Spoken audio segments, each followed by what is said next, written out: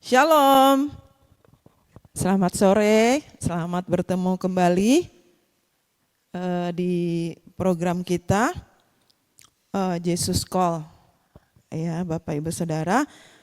Kemarin sudah kita sampai di part 3 ya, tentang 2 part, 1, 2 itu ketaatan Sarai, terus yang ketiga cinta Abram diuji. Nah hari ini mungkin nanti bisa kita akan selesaikan untuk yang namanya perilaku Sarai ya. Nanti gimana, pokoknya dalam berseri 5 seri ini kita fokusnya tentang Sarai. Sebelumnya Bapak Ibu Saudara, mari kita berdoa terlebih dahulu. Bapa, dalam nama Tuhan Yesus kami mengucap syukur. Hari ini Tuhan, kami rindu untuk mendengarkan kebenaran firman-Mu, urapi berkati hamba-Mu, dan setiap kami yang mendengarkannya. Dalam nama Tuhan Yesus kami berdoa dan mengucap syukur. Haleluya, amin. Baik, kita akan baca firman Tuhan dari Kejadian pasal 15. Ya. Kejadian 15 ayat 1 saya awali. Kemudian datanglah firman Tuhan kepada Abram dalam suatu penglihatan, janganlah takut Abram, akulah perisaimu, upahmu akan sangat besar.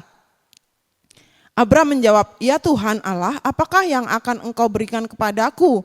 Karena aku akan meninggal dengan tidak mempunyai anak, dan yang akan mewarisi rumahku ialah Eliezer, orang Damsyik itu. Lagi kata Abram, engkau tidak memberikan kepadaku keturunan sehingga seorang hambaku nanti menjadi ahli warisku. Stop dulu. Jadi sampai dalam awal Abram itu dipanggil akan menjadi bangsa yang besar ya, dia nggak tahu kemana arahnya gitu ya. Tapi dia ya percaya aja. Tapi ya tetap namanya juga Abram kan manusia gitu. Jadi ada suatu ketika kalau dia ragu, masa sih iya sih. Ya, sampai dia lontarkan kalimat bahwa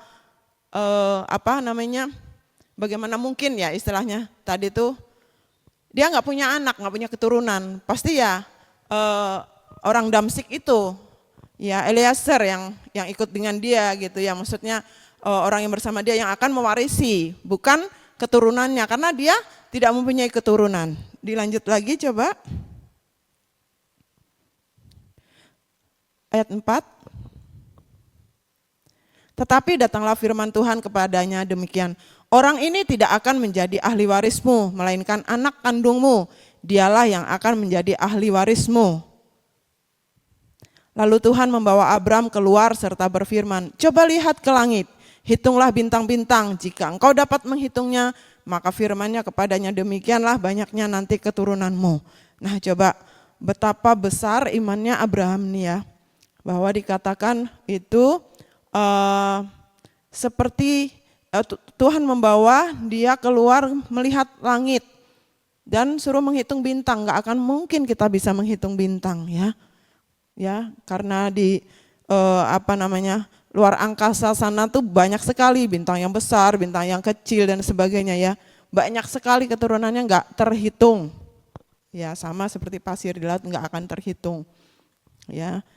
Jaraknya pun jauh, bagaimana bisa menghitung. Dan itulah janji Tuhan dan Abram ya taat menerima. Lanjut lagi. Lalu percayalah Abram kepada Tuhan, maka Tuhan memperhitungkan hal itu kepadanya sebagai kebenaran. Nah ini kunci daripada kenapa akhirnya Abram itu ya dikatakan boleh Bapa beriman. Karena lalu percayalah Abram kepada Tuhan. Loh dia juga sebetulnya mana mungkin sih bisa dihitung, gak mungkin ya.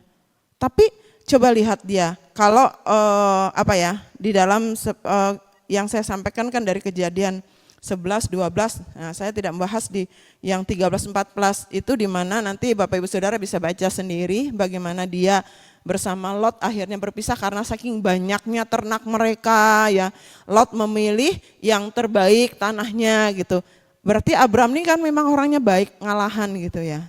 Ya seperti itu. Tapi bersama dengan istrinya sendiri itu justru dia tega gitu ya menjual kepada Firaun. Nah, ada banyak orang bisa seperti itu Bapak Ibu Saudara. Mungkin juga karena saking kasihnya kepada keluarga gitu ya. Kadang-kadang bisa seperti itu kalau sama maksudnya keluarganya, orang tuanya itu nurut banget, sama saudaranya nurut banget, ketika sama pasangannya justru malah bisa menindas. Itu banyak, ya banyak kejadian, bukan hanya di sinetron ya, banyak kejadian. Makanya kenapa orang berumah tangga tuh ya memang harus keluar dari rumah bapak ibunya, supaya tidak ada orang-orang yang bisa mempengaruhi dari kehidupan pasangan ini, ya. Nah, dilihat di sini itu Abram tuh sangat kasih kepada Lot. Dia yang Tuhan janjikan tuh hanya dia dan Sarai ya, istilahnya pergilah Abram tapi dia bawa Lot, ya. Nah, kemudian berpisah selanjutnya gitu ya sama Lot, dan memang dia sama Sarai dan orang-orang berbagi tuh. Budak-budaknya, harta-hartanya dibagi tuh. Nah, itu disitulah dia memulai dengan namanya Sarai dan pengikut-pengikutnya.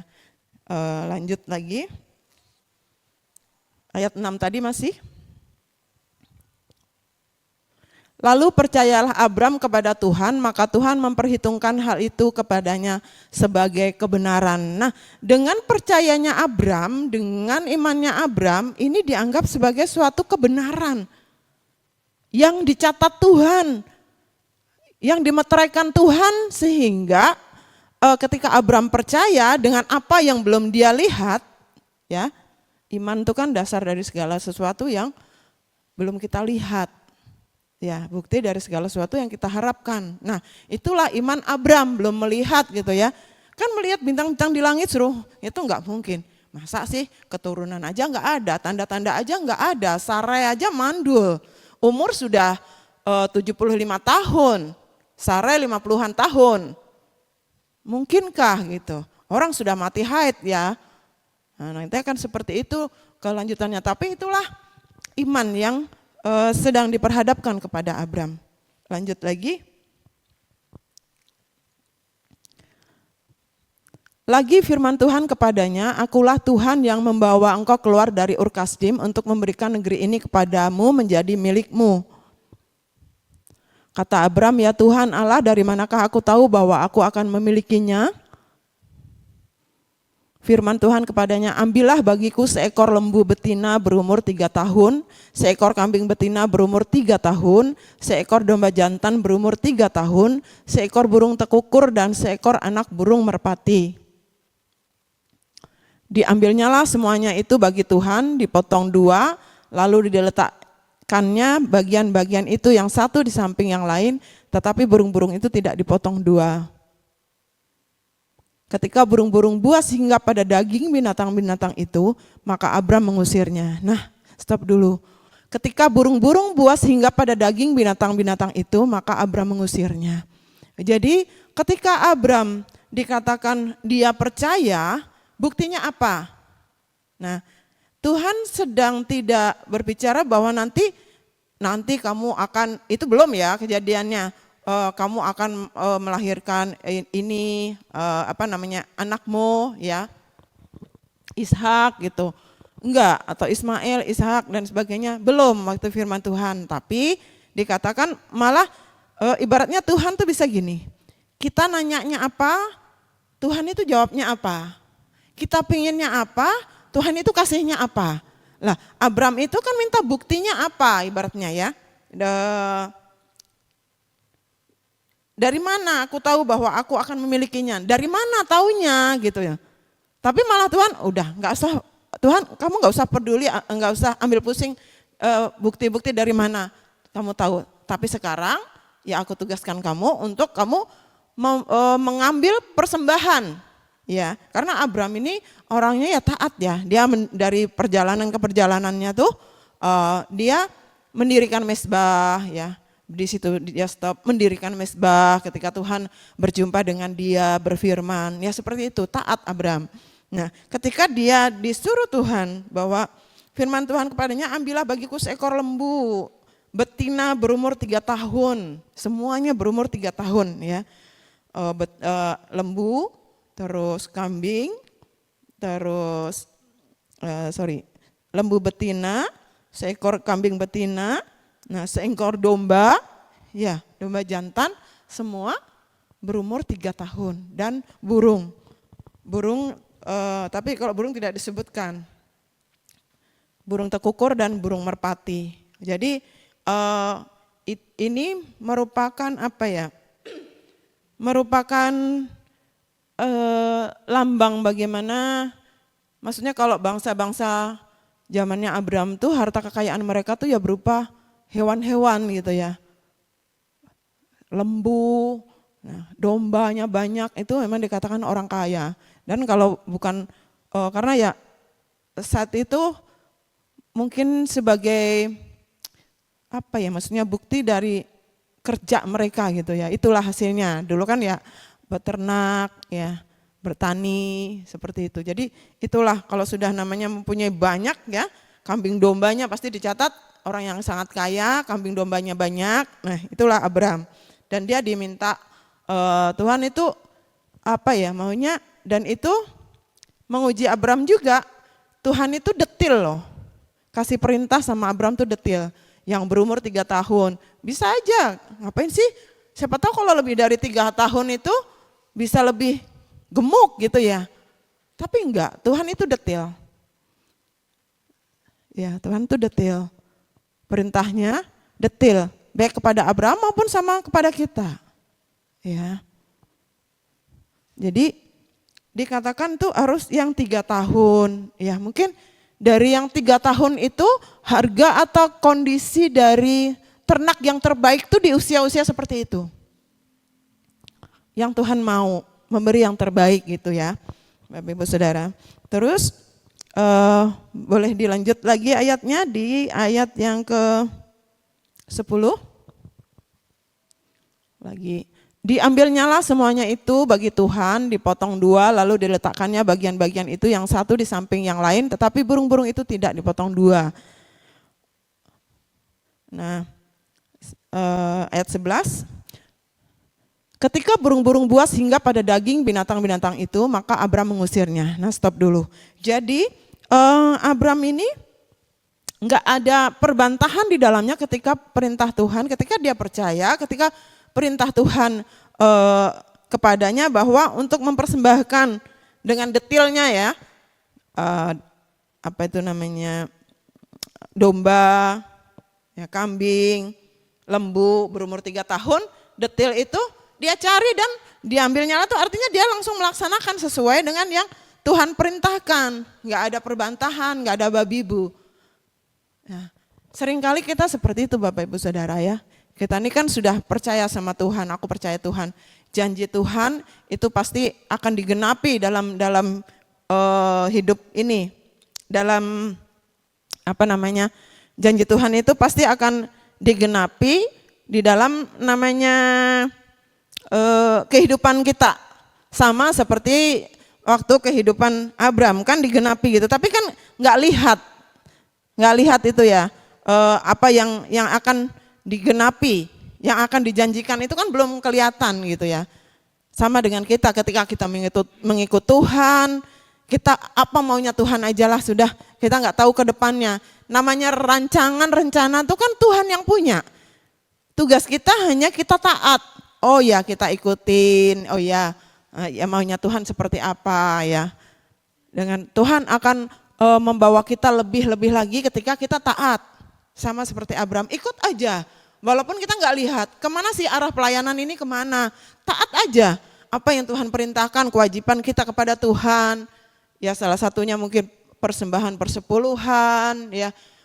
Kemudian kalau kita sedang diminta atau dijadwalkan buat pelayanan, responi itu. Apa yang jadi tugas, jangan malah ada kemunduran atau dulu melakukan ini sekarang enggak ya. Mungkin yang Bapak Ibu Saudara saat ini juga mengalami, mungkin itu juga yang saya alami Bapak Ibu Saudara. Makanya kita terus sama Abram ini kan dia memacu diri. Oh ya percaya apa yang diperintahkan Tuhan langkah ke langkah. Dituntun Tuhan mau terus dikasih perintah untuk menyatakan janji apa nanti yang buktinya nih apa. Ya malah Tuhan kasih perintah. Nah, tapi nanti ada hasilnya buat Abram, ya. Kemudian dikatakan ketika burung-burung buas hinggap pada daging binatang-binatang itu, maka Abram mengusirnya. Nah, ketika apa yang dipersembahkan Tuhan itu diganggu oleh binatang-binatang buas, dikatakan ya, ketika burung-burung buas hingga pada daging binatang-binatang itu, maka Abram mengusirnya. Ya, apa yang menjadi bagian Tuhan itu harus kita jaga, harus kita lakukan. Ya, misalnya nih, seharusnya kita nih ibaratnya kita sudah tahu kebenaran firman Tuhan, ya. Kalau di sini yang diajarkan dan saya yakini itu memang benar menurut firman Tuhan, salah satu contoh aja yaitu persepuluhan. Ketika kita sudah menjadi bagian dari ucapan syukur kita sama Tuhan, kita mempersembahkan 1/10 dari penghasilan kita. Nah, ketika ada godaan, ketika ada binatang buas yang mau mengambilnya, ketika ada godaan, waduh ini aku lagi harus bayar ini, aduh aku lagi harus melakukan ini, aduh anakku lagi dalam keadaan seperti ini, perlu ini dan itu, akhirnya enggak membayar persembahan persepuluhan. Akhirnya enggak jadi. Itu tidak menjaga, sama seperti Abram sedang menjaga persembahannya ketika burung buas hinggap. Nah, itu gambaran yang bisa saya ambil Bapak Ibu Saudara ya. Ketika kita sudah mempunyai sesuatu yang memang menjadi bagian Tuhan dari kita yang kita persembahkan, itu harus dijaga, memang itu buat Tuhan. Tidak boleh hewan buas, tidak boleh hal apapun itu yang bisa hinggap, mengambil, memakan, yang enggak boleh. Itu bagian Tuhan. Itu kenapa sebabnya diberkati. Ya. Itu sebabnya kenapa saya ya dari waktu zaman saya sudah mengerti namanya persembahan persepuluhan, seingat saya ya saya selalu melaksanakannya dan saya enggak pernah kekurangan Bapak Ibu Saudara. Nah, sama seperti Abram kan percaya gitu. Walaupun orang di luar sana sedang ramai membahas tuh persembahan persepuluhan perlu apa enggak, ini apa enggak. Ya udah apa yang diimani, toh ibaratnya misalnya cuman 1/10 ya yang kita kasih gitu ya. Sedangkan 90%-nya masih di kita. Kenapa kita harus membahasnya? Kenapa kita harus enggan untuk memberikannya? Apakah kurang berkat Tuhan sama kita? Ya, menurut saya enggak. Ya, saya diberkati dengan kesehatan, ya, dengan hikmat Tuhan ketika saya bekerja, ketika saya buka usaha, ketika saya melaksanakan segala sesuatunya, ya Tuhan berkati. Itu bukankah itu adalah pagar dari Tuhan? Ya Bapak Ibu Saudara. Lanjut lagi.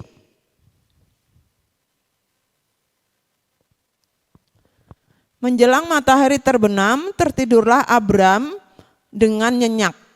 Lalu turunlah meliputinya gelap gulita yang mengerikan. Firman Tuhan kepada Abram, ketahuilah dengan sesungguhnya bahwa keturunanmu akan menjadi orang asing dalam suatu negeri yang bukan kepunyaan mereka dan bahwa mereka akan diperbudak dan dianiaya 400 tahun lamanya. Sebentar, stop di sini dulu. Firman Tuhan kepada Abram, ketahuilah dengan sesungguhnya bahwa keturunanmu akan menjadi orang asing dalam suatu negeri yang bukan kepunyaan mereka dan bahwa mereka akan diperbudak dan dianiaya 400 tahun lamanya. Wah, ini Tuhan ini kalau menurut pemahaman kita, apa yang kita baca, apa-apaan ini Tuhan? Katanya Tuhan, keturunanmu kamu akan menjadi bangsa yang besar, yang masyhur, yang ini. Tapi kenyataannya kenapa Tuhan sampaikan yang pahit gitu ya? Bangsamu akan diperbudak. Itu bukan waktu yang sebentar, 400 tahun lamanya. Waduh, ini suatu problema buat Abram ya. Satu sukacita, dia diberkati, janji Tuhan ya. Dia sudah, coba apakah bisa ini melemahkan iman Abram? Ya, contoh nih kayak hamba Tuhan ini, kita sedang di dalam kondisi yang sedang baik-baik gitu ya. Sedang happy-happy, tiba-tiba ada suara Tuhan mungkin melalui hamba Tuhan ya. Kamu hati-hati loh ke depanmu, kamu gak bisa mengelola hidupmu, keuanganmu seperti ini. Kamu nanti akan kesulitan ke depannya karena hari-hari ini tuh agak gini-gini misalnya ya. Kamu nanti akan kesulitan, mungkin kamu akan diuji keuanganmu.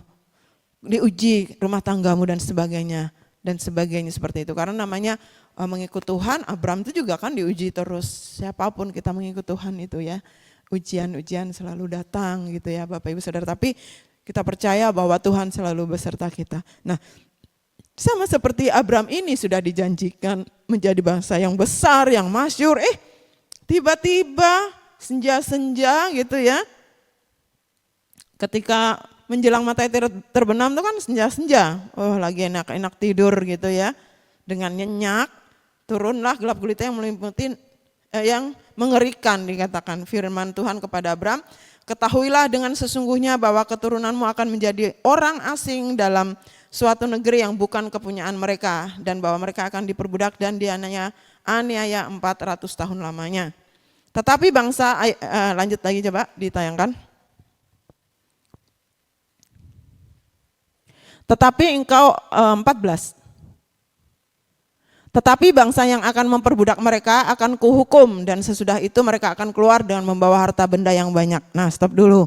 Nah, bukankah ini pembelaan Tuhan? Mungkin kita mengiring Tuhan ya ada pasang surutnya, ada naik turunnya, mungkin berkat Tuhan hari ini, besok mungkin ada penurunan, ini lagi. Ya itulah namanya perjalanan kehidupan.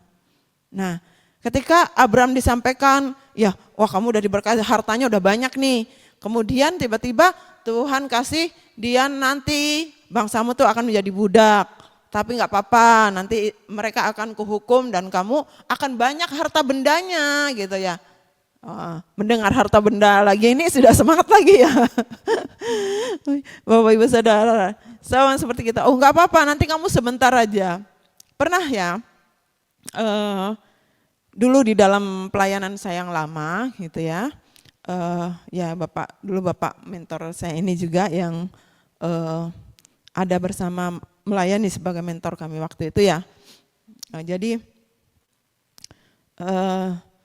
beliau katakan waktu itu ya sebagai Bapak rohani, beliau sampaikan begini, waktu itu keuangan kami kan sedang diproses Tuhan gitu ya, sabar, kurang lebih 2,5 tahun gitu ya, kamu akan diproses tentang keuanganmu. Aduh nggak tahan gitu ya, nggak tahan kenapa, masih lama banget gitu ya. Apalagi Abraham nih 400 tahun, lama banget. Saya 2,5 tahun waktu itu, pontang panting saya. Waktu itu kan saya pernah saya sampaikan di part sebelumnya ya, di sesi sebelumnya bahwa ketika suami saya waktu itu jadi seorang manajer di perusahaan, terus kemudian anggota dewan, terus waktu itu kita usaha sendiri. Di situ benar-benar menguras banyak keuangan kita karena passionnya nggak di situ gitu ya. Jadi usaha apapun tuh selalu gagal, selalu banyak uang yang hilang. Mungkin di situ prosesnya gitu ya. Saya dulu waktu itu zaman tahun anak-anak saya kecil tuh, tahun berapa ya? 2009-an kali ya. Nah itu tahun sekian itu saya kalau punya uang 1 juta tuh kayak di dompet tuh kayak rasa-rasanya tuh kayak sedikit gitu ya. Nah ketika diproses keuangan itu, nah itulah iman ujian cinta saya diuji gitu ya. Ketika suami saya sedang dalam keterpurukan keuangan, saya seorang ASN loh. Ya gaji saya udah dipotong dengan pinjaman dan sebagainya dengan keperluan rumah tangga kan. Jadi ya dengan keperluan kami lah istilahnya. Jadi akhirnya ya kita usaha apa-apa sampai jual ikan, sampai namanya angkut-angkut barang punya orang, ya kita mulai mobil itu ganti-ganti gitu ya, kita ganti yang bagus jadi pick up dan sebagainya biar bisa buat usaha gitu. Kita bikin ternak ikan dan sebagainya, udah semua nggak ada yang menghasilkan, jual beli karet waktu itu nggak ada yang ini. Dah ujian saya di sini. Saya suatu ketika ingat sampai saat ini Bapak Ibu Saudara. Suatu ketika pulang dari ibadah seingat saya, anak saya bonceng anak saya berdua, masih kecil-kecil gitu ya. Jaraknya anakku tuh 5,5 tahun gitu. Jadi ketika mereka pingin burger gitu, itu burger itu di pinggir jalan Bapak Ibu Saudara, bukan yang kayak yang di mal-mal yang itu, enggak. Waktu itu tuh harganya cuman 13.000 atau berapa sih gitu ya. Nah, waktu itu seperti itu. Jadi karena uang saya tuh, seingat saya tuh nggak cukup beli 2 gitu, 20.000 atau berapa gitu. Akhirnya saya beli 1, terus dalam kemasan itu saya coba potong pakai tangan saya jadi 2. Nak, jangan rebutan ya, saya bilang seperti itu. Di situ saya nangis, Tuhan nggak segininya juga kali Tuhan gitu ya. Nggak segininya gitu ya. Tahu nggak sekarang Bapak Ibu Saudara, sekarang saya punya usaha gitu ya, punya booth gitu ya di kantin di tempat saya bekerja ya, ada 2 karyawan lah yang menjaganya gitu. Saya di situ jualan burger dan itu jauh lebih enak daripada yang pernah dibeli anak-anak saya waktu itu. Jadi sekarang kalau dulu sampai dibagi 2, sekarang sampai muntah pun masih bisa gitu ya.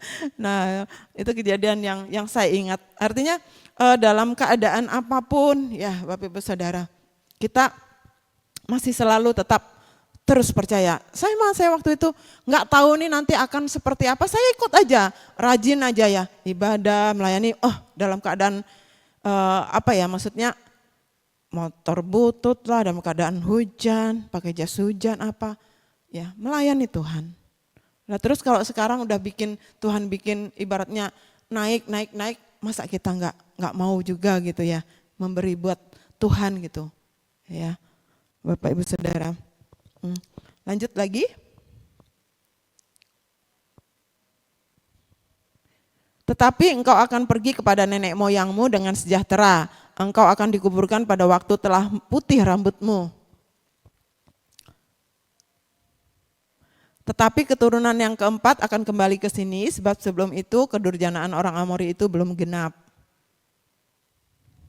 Ketika matahari telah terbenam dan hari menjadi gelap, maka kelihatanlah perapian yang berasap beserta suluh yang berapi lewat di antara potongan-potongan daging itu. Pada hari itulah Tuhan mengadakan perjanjian dengan Abram serta berfirman, kepada keturunanmu lah kuberikan negeri ini, mulai dari sungai Mesir sampai ke sungai yang besar itu saya ulang. Pada hari itulah Tuhan mengadakan perjanjian dengan Abram serta berfirman, kepada keturunanmu lah kuberikan negeri ini, mulai dari sungai Mesir sampai ke sungai yang besar itu, sungai Efrat. Yakni tanah orang Keni, orang Kenas, orang Ketmon, orang Het, orang Feris, orang Refaim, orang Amori, orang Kanaan, orang Girgasi, dan orang Yebus itu. Nah, Bapak Ibu Saudara, bagaimana Tuhan ya mengadakan perjanjian kepada Abram ini lagi. Kepada keturunanmu lah kuberikan negeri ini mulai dari sungai Mesir sampai ke sungai yang besar itu. Nah, di ini ya bagaimana Abram ya hubungannya dengan Abram, bagaimana respon Abram di sini ya, mempersembahkan persembahannya, ya bagaimana dia menjaga. Nah, satu hal yang kembali saya tekankan di dalam part keempat ini, ya bagaimana kita meresponi apa yang dijanjikan Tuhan. Ya, respon Abram terhadap janji Tuhan. Nah, ini yang bisa kita pelajari bagaimana Abram ketika dijanjikan Tuhan tuh nggak lihat apa-apa, tapi Mesir dia lalui. Maksudnya apapun yang Tuhan akan sampaikan, akan janjikan, itu Abram percaya. Nah, di situ dianggap sebagai suatu kebenaran. Nah, Bapak Ibu Saudara ya. Dan ketika dia sudah ingin meyakinkan apa sih yang bisa membuat aku yakin Tuhan? Justru Tuhan memberikan perintah kepada dia untuk mempersembahkan ya hewan-hewan yang sudah detil dikasih Tuhan. Nah, Bapak Ibu Saudara di sini, ketika kita sudah namanya dalam suatu perintah Tuhan, dalam suatu komunitas, ya, dalam hubungan dengan Tuhan, kita sudah mengenal bagaimana kebaikan Tuhan, penyertaan Tuhan kepada Abram, ya, dalam perjalanannya Abram selalu disertai, ditambahkan hartanya, selalu disertai, ditambahkan hartanya. Ya, dari semestinya ya waktu ketika dia ke ini Firaun, ya, ketika di Mesir ya mestinya dia bisa dibunuh tuh. Tapi penyertaan Tuhan, padahal karena kelicikannya Tuhan tetap masih ini loh memperhatikan. Ya, karena janji Tuhan tuh nggak mungkin akan lepas, nggak mungkin akan tidak ditepati. Ya bukan kayak janji kita ya, Bapak Ibu Saudara. Yang mestinya ada rasa apa ya sama Tuhan itu, Bapak Ibu Saudara. Ada rasa takut. Oh Tuhan, aku sudah lakukan ini, kalau aku melanggarnya seperti apa, ya. Abram ini taat aja, ngikut aja. Apa yang diperintahkan, apapun dia ngikut.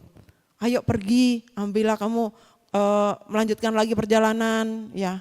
Bongkar, ibaratnya kemah, berjalan lagi, diberkati lagi seperti itu.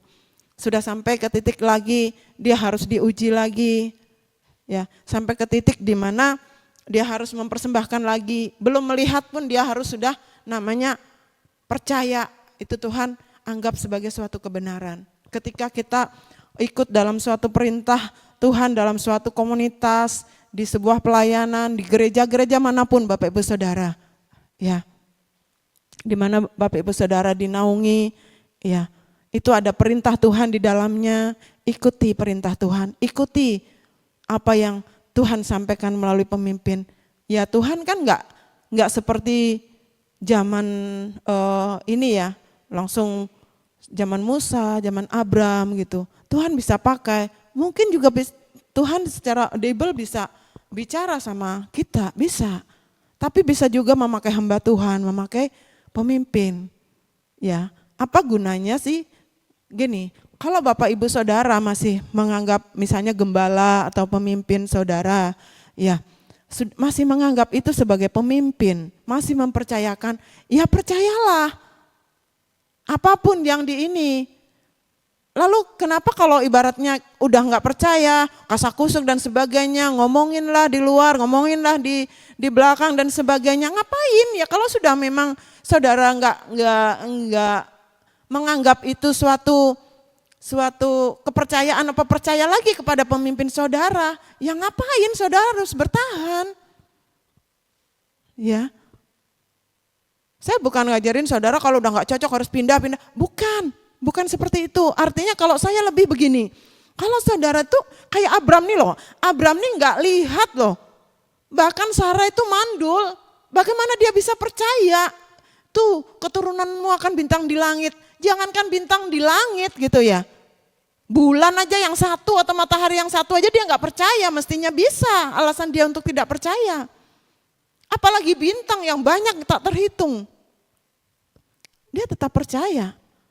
Sama seperti kita ketika kita dalam suatu, saya katakan tadi, sebuah pelayanan, komunitas, gereja, ketika kita sudah percaya namanya Tuhan melalui hamba Tuhan yang namanya juga gembala, pemimpin, hamba Tuhan yang dipercayakan Tuhan memimpin, ya sudah percaya. Ya. Jangan kalau sudah ada hal sedikit, ditegur sedikit, sudah ngambek, ditegur sedikit, udah nanti nggak mau ke gereja, udah nggak mau datang ke persekutuan, atau sudah misalnya nih pemimpin perlu bantuan atau perlu ini itu udah cuek, udah nggak mau. Ya, dimanapun Bapak Ibu Saudara beribadah, saya tidak katakan di tempat saya atau di tempat siapa, semuanya. Karena otoritas itu penting Bapak Ibu Saudara menurut saya. Kepercayaan kepada pemimpin itu penting. Kepercayaan Abram meskipun tidak melihat itu penting. Ketaatan Sarai kepada Abram itu penting menurut saya. Ya. Apapun yang kita hadapi saat ini di dalam sebuah komunitas, pelayanan, gereja. Ya, kalau saudara sudah percaya sama hamba Tuhan, gembala, pemimpin saudara, ya sudah, pasrah aja. Pasti dia lebih tahu Kalaupun nanti ada salah ya biarkanlah, kecuali kalau memang Tuhan ini taruhkan kita dan itu akan nyambung sama pemimpin, pasti akan ada sesuatu yang baik. Mungkin beliau nanya kayak menurut kamu gimana, ya saatnya kita ngomong mungkin. Ya, tapi kalau enggak ya sudah berdoa aja, pasti ada saatnya nanti Tuhan bagaimana caranya ada komunikasi, mungkin bisa disampaikan dengan baik. Ya, atau kalau enggak cukuplah dengan berdoa. Tuhan, ini kondisi keadaan pelayanan seperti ini. Gimana ini Tuhan? Gimana Tuhan bisa bertahan, gimana Tuhan? Mungkin juga di dalam suatu rumah tangga betapa pentingnya ketaatan seorang istri kepada suami. Tuhan mau dibawa kemana nih? Rumah tangga ini mau dibawa kemana? Percaya aja, karena Tuhan berfirman itu ya kepada Adam, ya kepada Abram. Bukan kepada istri. Tugas istri ya tunduk kepada suami, berdoa, menopang, penolong ketika suami sedang susah, sedang capek. Ya udah sediakan yang terbaik, kasih yang terbaik buat pasangan, buat suami. Tapi untuk hal-hal yang memang itu mestinya ranahnya suami sebagai pemimpin, ya biarkan dia yang bekerja. Ya jangan dirongrong, sudah dia bekerja juga capek, pulang-pulang bukan dikasih hal-hal yang manis, yang menyenangkan, malah mungkin merongrong, kok hasilnya gini, kamu kerja sana kok gini-gini, ya aku nih butuh ini, butuh itu, dan sebagainya. Jangan Bapak Ibu Saudara, belajar ya bagaimana mengelola namanya kehidupan rumah tangga seperti itu. Ya, saya juga dulu seperti itu Bapak Ibu Saudara.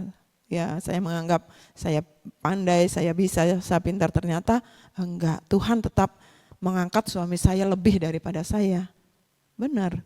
Dia sebelum sebelum dipanggil pulang, sebelum sakit ya, sampai sakitnya pun ya masih beliau namanya melayani Tuhan, masih berstatus sebagai gembala sebuah pelayanan di desa. Terus masih juga bekerja di perusahaan, bertanggung jawab terhadap keluarganya. Masih. Nah, ketika suami saya berpulang, ya saya yang ngambil alih. Dan itu saya rasa kalau bukan karena Tuhan ya, waduh, memang itu pentingnya. Namanya pasangan. Jadi ketika Bapak Ibu Saudara masih punya pasangan gitu ya, istri, masih punya suami, ayo tunduk pada suami, ikutin. Saudara dilindungin. Ya kalau kayak saya yang harus menjadi kepala rumah tangga saat ini ya saya harus bekerja, ya memang saya bekerja ya sebagai ASN, saya juga mempunyai usaha kecil yang bisa saya kelola, puji Tuhan ya. Terus ya anak-anak saya, puji Tuhan, saya waktu suami saya 4 tahun yang lalu dipanggil pulang Tuhan, anak saya masih kuliah. Ya belum selesai menyelesaikan kuliahnya dan puji Tuhan sudah selesai kuliahnya. Anak saya yang satu terus kerja di perusahaan dan ketika ini ikut tes CPNS, puji Tuhan dia diterima ya. Ya puji Tuhannya lagi bukan saya mau ini tapi suatu kebanggaan di dalam Tuhan, kok Tuhan menyertai sedemikian ya. Dari anak saya tuh banyak banget saingannya, dia di bagian di instansinya dia tuh ranking 1 dia. Itu karena anugerah Tuhan luar biasa. Terus dia juga ini mungkin nanti sebentar akan pindah karena kerjaan dia tuh 4 jam ya, tempat dulu suami saya kerja ya. Jadi puji Tuhan saya bisa menyelesaikan anak saya dan anak saya yang pertama sudah selesai juga saya nikahkan gitu ya.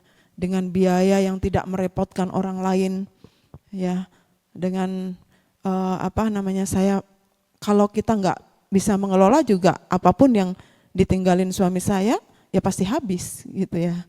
Dan saya sama anak-anak saya gitu ya, puji Tuhan sudah dewasa, yang satu juga sudah masih kuliah gitu sambil mungkin tinggal 2 semester lagi udah mau selesai. Dia juga sambil kerja yang dididik sama omnya, adik saya yang dulu dari kecil ikut saya dan itulah mungkin dia balas budinya ke saya, dia didik anak saya Ya, karena saya banyak hal juga yang saya lakukan untuk adik saya itu, dan dia didik anak saya, puji Tuhan. Saya bersyukur banget. Ya, inilah ya. Jadi ketika kita percaya, ketika kita sama seperti Abram ya, belum melihat, hanya melihat oh itu toh gambarannya bintang-bintang. Iya. Ketika saya percaya kepada Tuhan, nggak lihat tuh, ya udah percaya aja lah. Disuruh melayani ya melayani. Kadang-kadang saya istilahnya gini, apa yang bisa saya lakukan gitu. Ya. Kalau sebelum ini ya, sebelum Tuhan percayakan misalnya inilah kita apa aja lah. Ya, saya di hospitality mengurusin kebersihan pastori, kebersihan gereja, bahkan saya sendiri bisa langsung nyikat kamar mandi Bapak Ibu Saudara. Saya sendiri turun nyikat kamar mandi, nyapu ngepel, ya nanti beli keperluan ini itu, ya itu saya sendiri langsung. Dan saya ini ketika teman-teman sedang ada kegiatan ya saya sesekali mampir, saya lihat gimana keperluan apa yang bisa di ini, oh air mineral habis, oh mereka butuh ini, butuh itu, ya udah saya sampaikan kalau kalian butuh sesuatu hubungin aku. Nah seperti itu, apa yang bisa dilakukan untuk pekerjaan Tuhan. Nah Bapak Ibu Saudara, hari ini saya melihat bagaimana ketika saya percaya akan penyertaan Tuhan, akan janji Tuhan. Walaupun saya nggak lihat, mungkin rencana Tuhan itu buruk ya kelihatannya. Ya kayak Abram ini ya sudah enak-enak gitu ya, jadi orang kaya mungkin lah, suruh keluar dari ini tanahnya dia, ninggalin rumah bapaknya, sanak saudaranya, ya dengan nggak tahu ke depannya seperti apa, tapi Tuhan tuntun, Tuhan pimpin, lebih-lebih lagi, hartanya lebih, ininya lebih. Nah itu kan luar biasa. Ya, terus dikatakan nanti bangsa keturunanmu itu akan menjadi budak. Nah itu kelihatannya segala sesuatu rencana Tuhan tuh kalau kayak kok gini ya. Sebetulnya kan bisa aja, nggak harus ada perbudakan toh, langsung aja bisa toh. Nggak harus ada naik turun, namanya ikut Tuhan kan manis terus gitu. Nah disitulah kita nanti ujian iman kita. Apakah Abram masih percaya dengan namanya bintang-bintang sebanyak itu, sebanyak bintang-bintang keturunannya? Apakah satu aja belum ada gitu ya. Seperti itu. Sama dengan kita. Apakah kita masih juga tetap percaya dengan apa yang Tuhan janjikan? Ya. Kita sebagai orang yang percaya sama Tuhan Yesus, bahwa Tuhan akan memberikan hidup yang kekal, Tuhan akan menyertai. Tuhan tak pernah janji langit selalu biru, tetapi Dia berjanji selalu menyertai. Ada kalanya mendung, tapi Tuhan menyertai. Iya, sepertinya buruk segala sesuatu yang kita alami. Allah boleh bersaksi sedikit sebelum saya akhirin. Ya, ketika suami saya dipanggil pulang Tuhan, itu saya sedikit takut gitu ya. Karena apa? Anak-anak saya ketika ada papahnya itu manja gitu ya. Manja bukan yang dalam arti ya nakal-nakal anak remaja gitu. Yang kadang suka nggak seturut dengan maunya kita. Iya. Mereka cerita tuh sekarang sebagai suatu masa lalu yang ini gitu ya. Jadi seru kalau kita jalan. Artinya ya mereka sudah merasakan hidup yang namanya namanya nakal-nakal anak-anak remaja. Ya mungkin ada yang kelewat batas juga. Ya tapi mereka menyadari ke sini dan mereka kembali menata hidupnya dengan baik. Jadi itu jadi sebuah cerita yang ini, tapi saya waktu itu memang ada ketakutan karena kemanjaan anak saya gimana gitu ya. Memang suami saya sebelum berpulang itu beliau sudah menata sampai kita ada rumah, ada kendaraan, ada kebun gitu ya. Itu sudah dibalik nama, waktu itu kan belum dari apa namanya, dari orang tua dia kasih, terus di situ kita bangun bangunan sarang walet gitu ya. Jadi dia sudah menata itu harus sudah balik nama atas nama dia, rumah juga kan rumah atas nama saya. Terus ada tanah juga gitu ya. Jadi beliau sudah ini kan semua, sudah siapkan semuanya gitu. Ya, dan saya berpikir oke lah kalau dari segi itu, tapi kan kalau kita nggak pintar ngelola juga semuanya akan habis. Terus saya khawatir anak-anak saya nggak mandiri. Karena manja, jadi saya takut, waduh gimana nanti mereka. Tapi puji Tuhan ya kayak dikatakan nanti 400 tahun, itu kan suatu hal yang buruk. Ya, suami saya dipanggil pulang, padahal ya mestinya sudah, waktu itu sudah, suami saya Desember meninggal dunia, bulan April saya di kontak dari rumah sakit Karya di Semarang bahwa untuk jadwal cangkok ginjalnya. Ya udah gak sempat, sudah dipanggil pulang, saya bilang seperti itu. Nah jadi karena waktu itu COVID jadi gak ditunda, jadi proses sudah selesai ya, proses yang sulit, rumit-rumit itu dan memakan banyak biaya, tenaga dan pikiran dan sebagainya lah. Jarang sih orang sampai kepada titik ini sebetulnya perjuangannya. Saya sempat kecewa sama Tuhan. Tuhan kenapa sih suami saya dipanggil pulang? Padahal kan sudah selesai prosesnya, tinggal operasi itu. Tapi Tuhan punya rencana lain Bapak Ibu Saudara yang terbaik buat saya dan buat anak-anak saya. Dan buat suami saya sudah menyelesaikan tugasnya sama Tuhan, menyelesaikan tugasnya sebagai suami, ya, menyelesaikan tugasnya sebagai ayah bagi anak-anak saya. Ya udah, tugasnya udah selesai, mau apa? Ya tinggal kita nih yang masih hidup nih yang bisa menyelesaikan tugas-tugas kita seperti itu. Jadi saya khawatir anak-anak saya nggak mandiri. Ternyata begitu papanya meninggal, mereka punya pemikiran yang sangat dewasa. Ya, anak saya waktu itu, ayo selesaikan kuliahnya cepat, selesaikan kuliahnya, kemudian dia mendaftar di perusahaan di mana papanya kerja waktu itu, tapi bukan karena fasilitas papanya, enggak, papanya udah enggak ada. Ketika itu sempat yang namanya, enggak, saya ditanya, padahal ada dicari ya sarjana hukum, anak saya sarjana hukum, karena keponakan saya kan ada yang kerja di sana. Dia katakan, dia panggil saya, ada dicari, karena dia kan di HRD, dicari sarjana hukum gitu. Ya udah saya tanyalah, kan waktu itu manajernya yang sekarang itu dulu staf dari almarhum suami saya. Jadi saya bilang, Pak, adakah lowongan gitu? Dia katakan, oh enggak ada Mbak, ini kita mutasi dari yang ada. Oh ya sudah, seandainya nanti perlu ya, anak saya udah lulus, ya nilainya lumayan bagus, saya katakan gitu. Oh enggak, ya udah. Ternyata enggak berapa lama, 1 bulan atau apa, ternyata dipanggil gitu ya. Karena yang mau dimutasi itu kalau nggak salah nggak bisa atau nggak mau gitu. Akhirnya anak saya dipanggil kerja di sana dan itulah di sana dibentuk. Itu pun saya sempat protes loh Bapak Ibu Saudara. Sempat protes sama Tuhan gitu ya. Karena saya kasihan.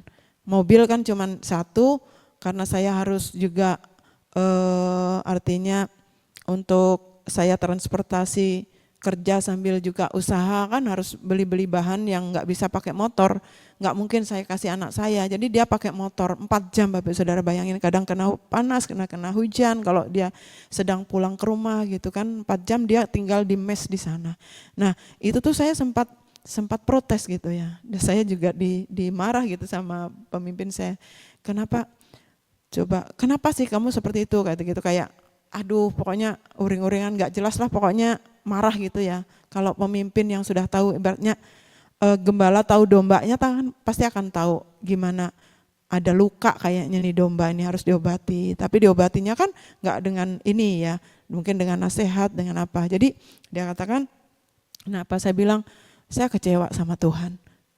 Sebetulnya kalau suami saya gak dipanggil pulang, Tuhan kan anak saya bisa kuliah S1, bisa S2. Bisa ambil jadi notaris, saya bilang seperti itu. Dulu kan seperti itu pengennya.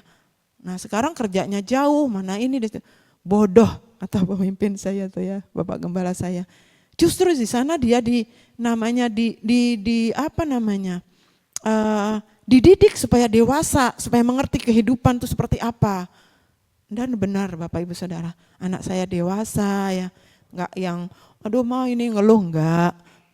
Padahal dulu ketika kerja di sini tuh ya ketika lulus kerja di leasing itu aduh sebentar-sebentar asam lambungnya kambuh gitu ya. Terus dia kerja di sana ternyata rencana Tuhan dia ketemu jodohnya di sana. Sama-sama kerja di perusahaan itu. Nah itulah rencana Tuhan. Ya seperti bintang kan nggak tahu. Ya kecewa aja. Coba kalau sama Abraham kecewa gimana? Ya jangankan itu satu aja nggak ada gitu ya. Nah ternyata anak saya di situ imannya. Dan anak saya yang kedua dia katakan begini, Mah semua ada hikmahnya ya. Papa dipanggil pulang ketika umur aku seperti ini. Coba kalau umurku 30-an tahun, aku nggak tahu jadi apa katanya. Anak saya umur 20-an tahun, 21, 22. Udah dididik kerja, itu kerja ikut omnya itu bukan kerja yang gampang Bapak Saudara. Wih kayak ikut Belanda katanya dia, kayak bener Belanda apa Jepang itu ya. Wih ngeri katanya dia. Jadi dia tuh misalnya ya dia kan omnya buka showroom mobil second gitu ya. Nah jadi satu showroom itu omnya, pokoknya saat ini punya 3 cabang. Satu cabang itu anak saya yang ngelola. Dan omnya bilang, adik saya bilang, itu anak itu luar biasa. Dia bilang, saya tempa, saya didik. Sampai ibaratnya dia tuh percayakan penuh, dia enggak ikut-ikutan.